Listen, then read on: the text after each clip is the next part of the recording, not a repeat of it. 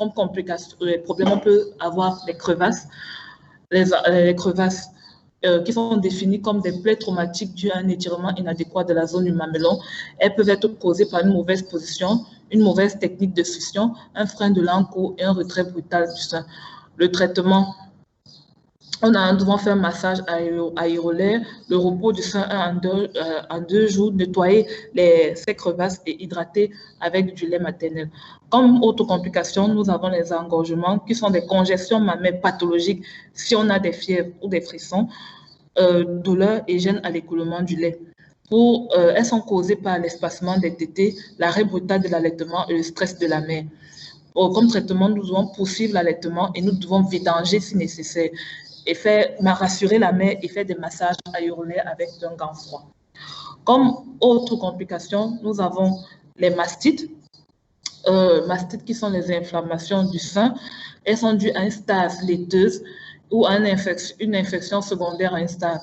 En cas de mastite, il est recommandé de poursuivre l'allaitement et de vidanger après chaque tétée pour drainer le sein à l'aide des compresses chaudes. Il faut aussi également faire une hygiène locale et mettre des antibacilles d'infection est grave. Ensuite, comme autre complication également, nous allons parler des abcès qui sont secondaires généralement aux mastites et elles peuvent s'infecter si elles sont maltraitées. Nous avons également les mamelons ombiliqués ou inversés. Ici, nous avons un schéma qui nous montre un mamelon ombiliqué, un abcès du mamelon et des crevasses.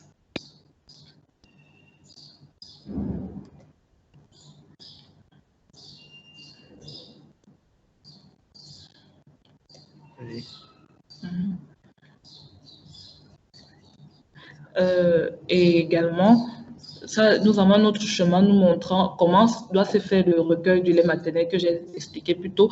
Et si on a des problèmes du mamelon, nous avons ce matériel qui est décrit, on peut acheter, appelé bout de sein, qui peut aider en cas d'absence de mamelon déficitaire.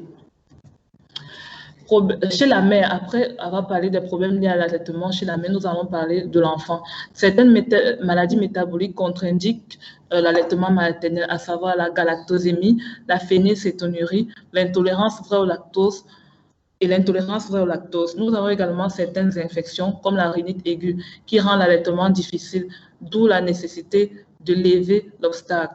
Nous avons également le muguet buccal, qui est de grande importance. Le muguet buccal qui, lorsqu'il est de grande importance, rend l'allaitement maternel difficile et douloureux. Chez le nouveau-né présentant également, qui est prématuré, présentant une asphyxie néonatale vu la succion immature, le lait est extrait et donné par gavage à la sonde orogastrique et à la cuillère. Et nous devons à chaque moment stimuler la succion avant les repas.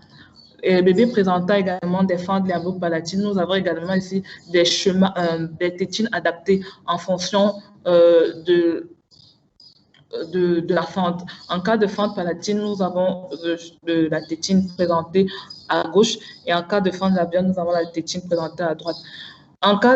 Si la mère est infectée par le VIH, nous devons nous assurer que l'allaitement maternel est protégé.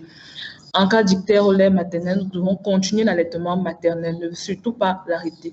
Également, les coliques idiopathiques. Les contre-indications rares retrouvées chez la mère, nous avons le cancer du sein, la chimiothérapie de longue durée, l'utilisation de médicaments antimétaboliques ou antinéoplasiques et la consommation de toxiques. Nous pouvons donc dire, en guise de conclusion, que l'allaitement maternel est le meilleur aliment pour les nouveaux-nés et nourrissants de moins de 6 mois. Il est inimitable pour toutes les qualités citées plus haut. Il est accessible car pas de coût financier à avoir. Il est avantageux pour le bébé, la mère et la société et un maillon essentiel dans la survie de l'humanité. Je vous remercie.